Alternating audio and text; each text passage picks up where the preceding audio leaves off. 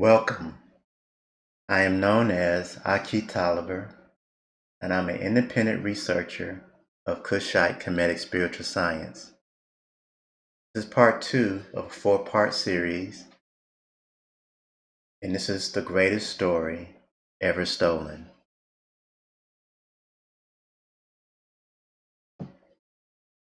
This video will talk about astronomy and astrology and how in Africa back 200,000 years ago, and how the people of Africa studied the heavens and applied it to their way of life on Earth.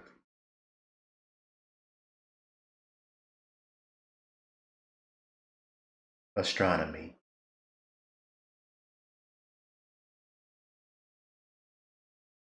Astronomy is the study of the universe and its contents outside of Earth's atmosphere. Astronomers examine the positions, motions, and properties of celestial objects. This is Adam's calendar in South Africa. It is the oldest area found for the purpose of studying the celestial heavens. Adam's calendar, based off scientific research, dates around 75,000 BC.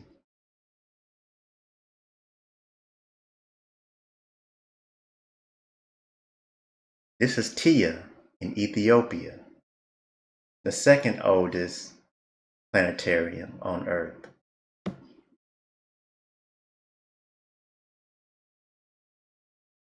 This is Nabta Playa in Ethiopia, the third oldest planetarium. Is where our ancestors studied the heavens.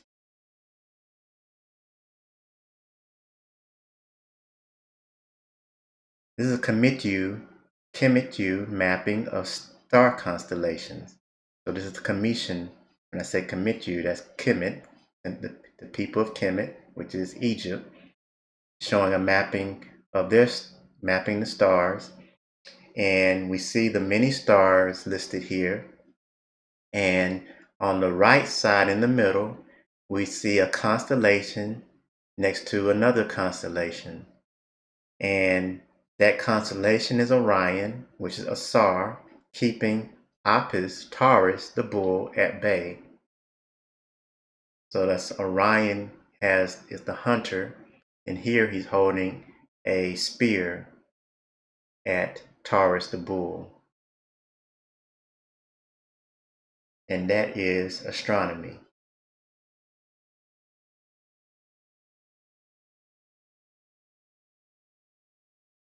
Astrology is the study of how the positions, motions, and properties of the universe affect the people and events on Earth. And the ancestors studied the heavens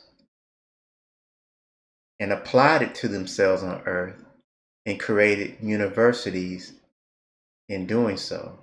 So the root word of universities is universe, which is the study of the universe. The African term for university is Apet Aset. Apet Aset.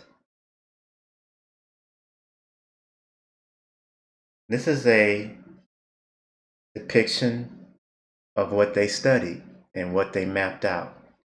This is showing all the stars in the night sky that they will see, and it's showing those stars mapped into different constellations. And a constellation is a group of stars forming a recognizable pattern, traditionally named after its apparent form or mythological figure. And there are 88 constellations. And what you see here also, it looks like flowing water there, or a river, is the Milky Way. And all 9 planets fall upon the Milky Way.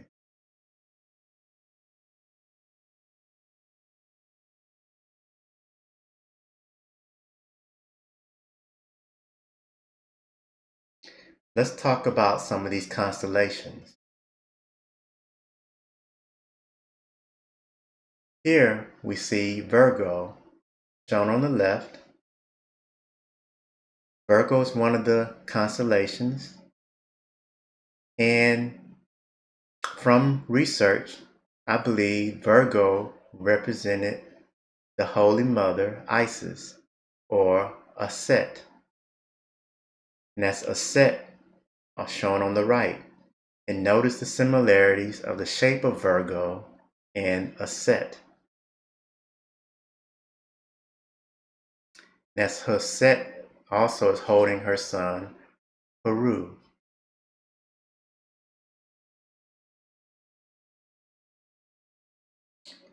Here we have another constellation, Orion. On the top left, we see Asar, which is the Greek word Osiris, represents Orion in the heavens.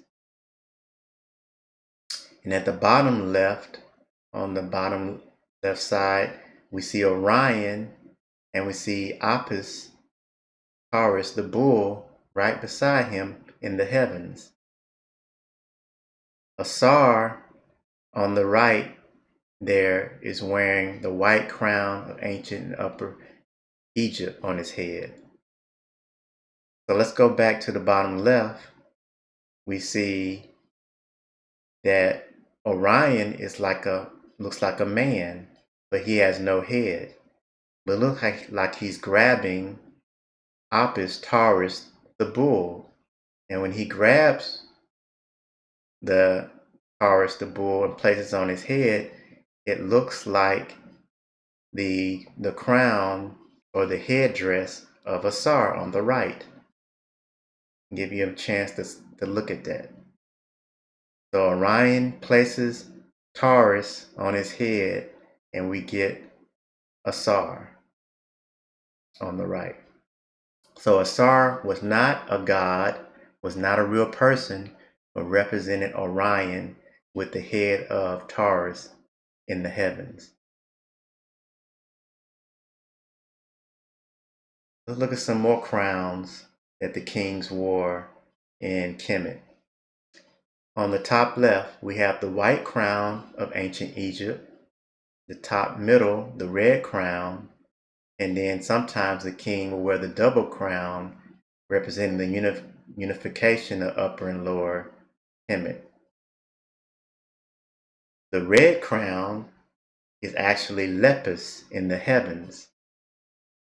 So we look at the bottom left, we see the constellation Lepus, the hare, and if we rotate it, it looks like the red crown that the king would wear. Lepus was also considered Orion's chair. So that Lepus in the heavens sits right up under Orion.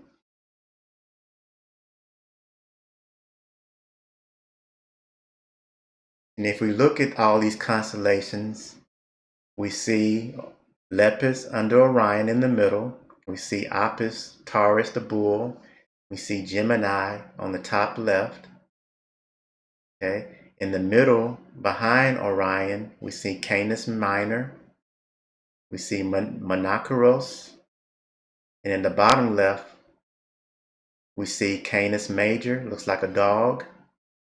Orion's chair again, which is Lepus.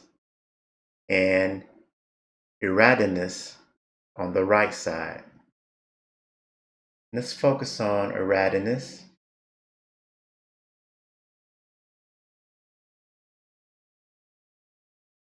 Eridanus was considered, in Orion's chair together, Lepus was considered the supergiant. Why is that? I'll give you a moment to look at these two constellations, and what does it resemble to you? It may resemble a pharaoh. The pharaoh wearing the headdress with the beard, and we have the snake coming from his forehead. Kind of appears like these two constellations together.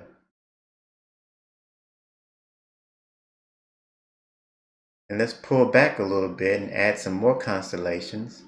We add Orion to the picture, and where we have the supergiant next to Orion, where Orion's coming out of the mouth of the supergiant, where Orion is considered the word of God at this point. And we add a constellation to the back of the supergiant. So that's another constellation added, where it's Lepus and Eridanus. And we kind of see that the supergiant now has a long body.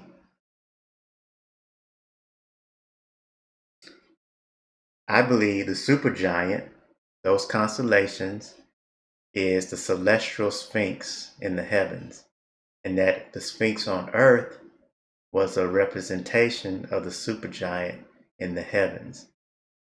The sphinx on earth, which is right next to the great pyramids in Egypt, which is Kemet, is called the Shesep Ankh. And notice that the head is much smaller than the body. Now, these are the people who developed and perfected math, were the first to create math, where it came from. So they knew how to make things proportionally. But why would they make the Sphinx with a small head? So I'll give you what I think occurred.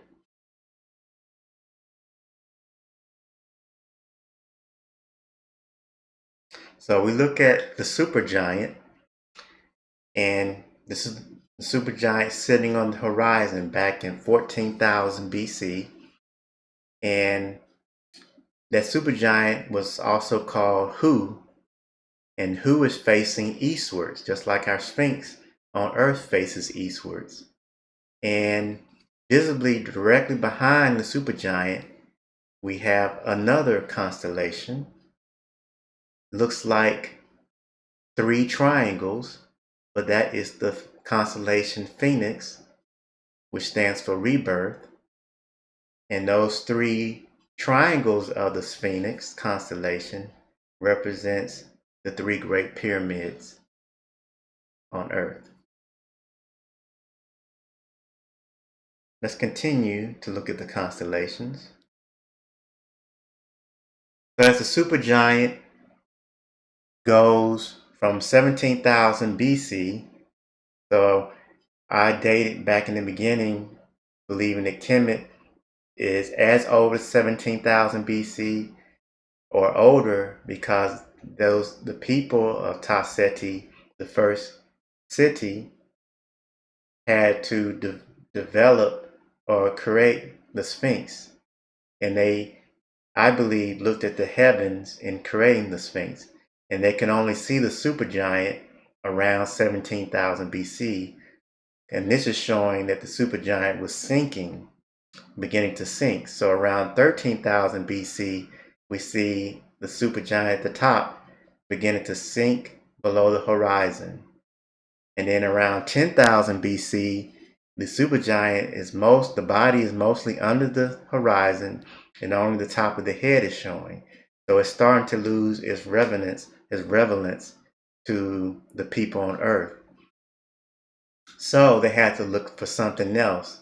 The Sphinx was losing its meaning and purpose. So the head was replaced. And what was it replaced with? I believe it was replaced with Virgo. So the head was originally a bigger head that matched the size of the body a little more, and it was later replaced by the woman head representing Isis or Aset or Virgo in the heavens.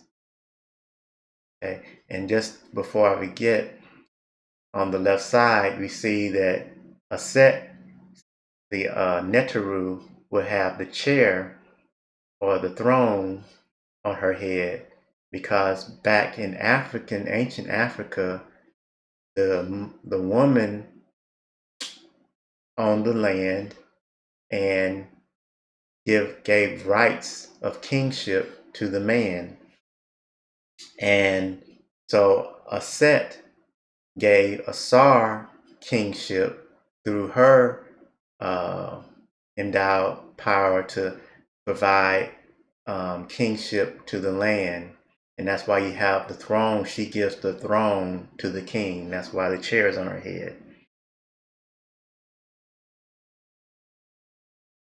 Also, the body of the supergiant began to sink under the horizon.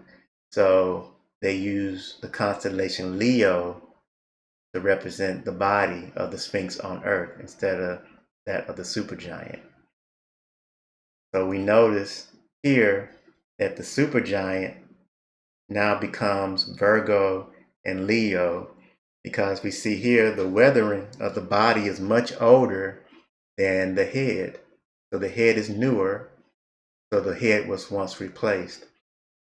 That's just my beliefs, and that's why it's much smaller than the body of here listed. So the Great Sphinx head is the woman, which is Virgo, wearing the king's headdress, and Leo instead of the celestial sphinx Lepus.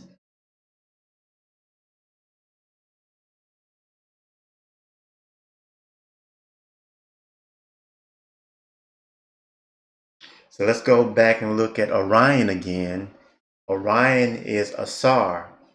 The Greek word for Asar is Osiris. So we see, and the Phoenix, which I mentioned earlier, this is just to show you a clear picture, has 3 triangles, and that is also the Great Pyramids. So I believe the Great Pyramids were built for representing Asar. Okay, because Asar is the one of rebirth. In the coming forth by day, as I showed you, Heru led Ani to Asar to provide the spirit to provide rebirth, and that came through Asar. And this is the 3 pyramids again, in which the constellation Phoenix.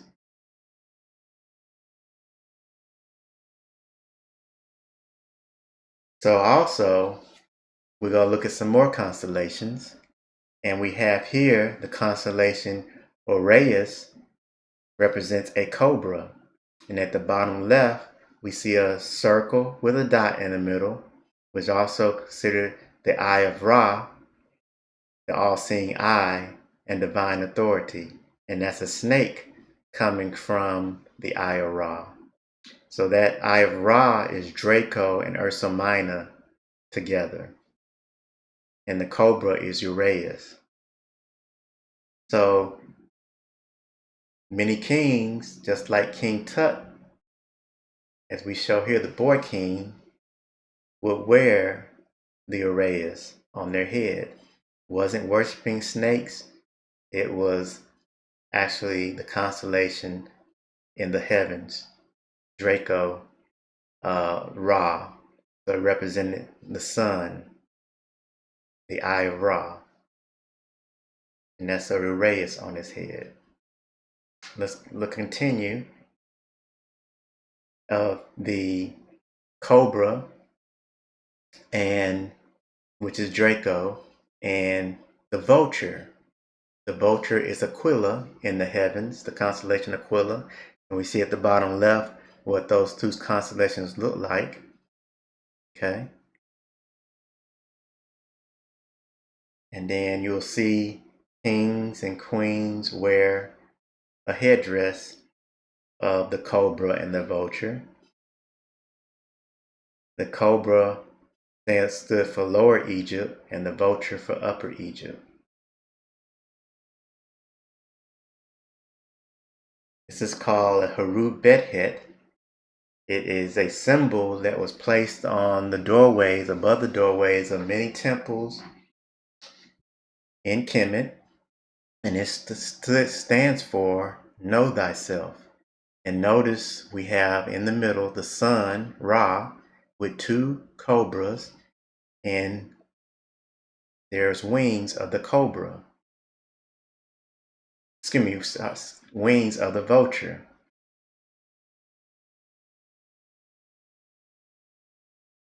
And this is the wall of a temple in Kemet showing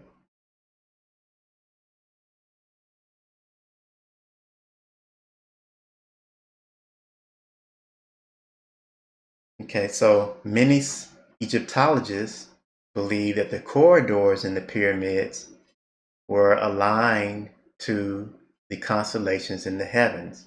So in the Great Pyramids, there were no sarcophagus, there were no kings found, no mummies, there were no hieroglyphs, or we call metu-netters on the wall. What I believe this was a place, a spiritual place, where one is taken to be connected to the universe, to the heavens. And it may have other purposes, but we see on the right side that the corridor is aligned to those heavens. It's aligned to Canis Major, which has the star Sirius. We have Orion, we have Lepus, all the constellations that I just mentioned. On the bottom left, we also show the Geb, Nut. We have the first Trinity mentioned, shown there, as I showed before. Okay, and on the top left, we show that creation story in the heavens. We see Ra, Nut, Geb in the heavens. If we took Orion's, there's 7 stars of Orion, and in the belt of Orion, if we took those 3 stars and placed them on the top picture of the pyramids, they align perfectly. So that's what we see here of the 3 stars of Orion's belt mapped directly to the 3 great pyramids in Kemet. And also on the picture on the right, we see those 3 stars of Orion's belt aligned to the 3 great pyramids, and how the Milky Way, which is right next to Orion's belt in the heavens, is the actual celestial Nile. So the Nile River is directly next to the great pyramids on Earth, just like the 3 stars of Orion are next to the Milky Way in the heavens. So the Nile was the representation, is representing the Milky Way in the heavens. So our ancestors in Kemet aligned the pyramids, the temples, and all the physical parts of their culture and cities to the heavens.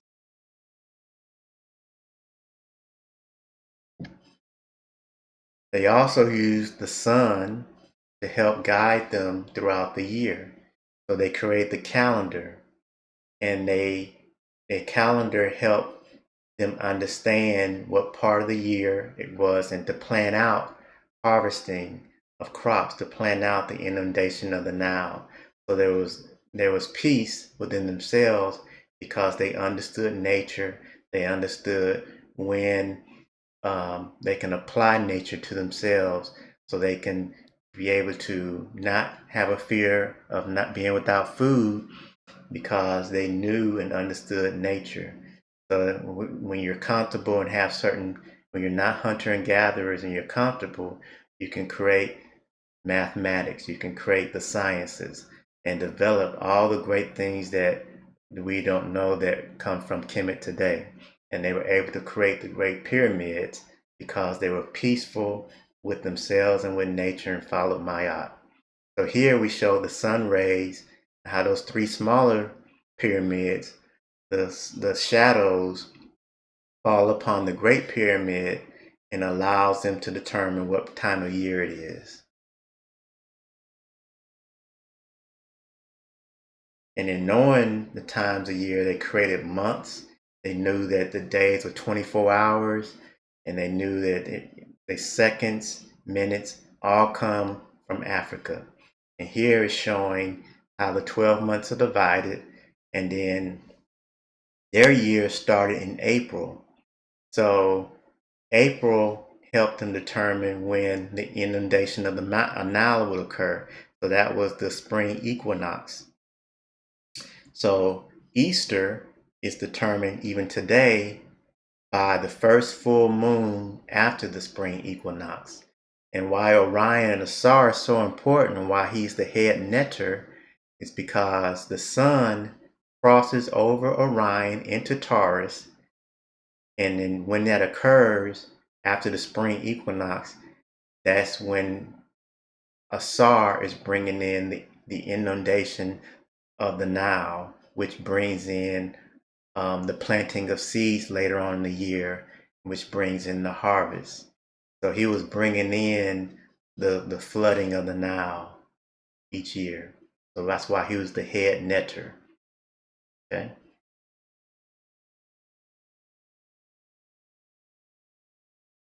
This is the Congo cross.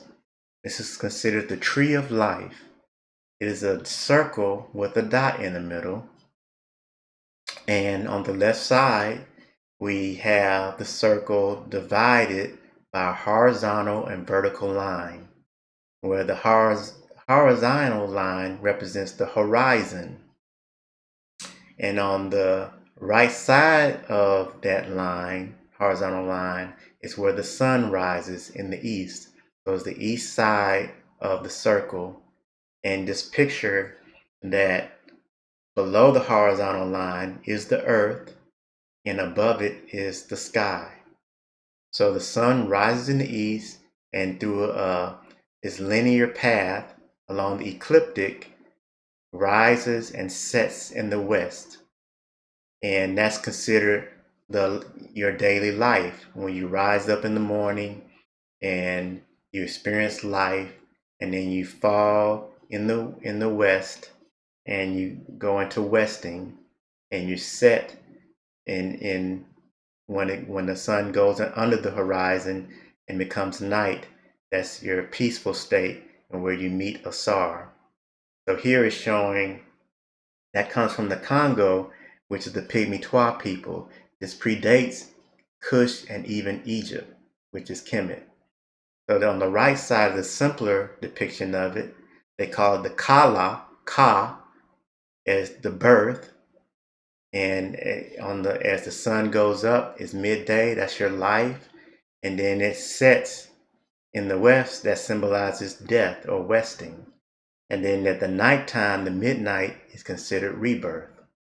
So we're going to go into that a lot later on. So this comes from the first people of the Homo sapiens sapiens, the Pygmy Twa people.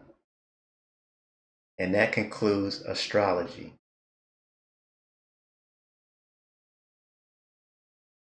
So in this video, we talked about astronomy and astrology. Well, astronomy is the study of is looking at the heavens, and astrology is studying those heavens and applying it to yourself here on Earth and using the heavens just map out the stars and to help create the first calendar. It helped guide the Cometians and the Kushites in navigating the waters using the stars as a compass. So it's using the heavens even in your spirituality, and where we know that there's no gods in their culture, that those aspects of nature were created from constellations that were developed by looking at the heavens. So that concludes this presentation. The next presentation, the third part of this and fourth parts talk about religion. And this is the books that I recommend, some of the books that can lead you on your journey in studying African history. As these are some of our elders and ancestors who created the authors of those books.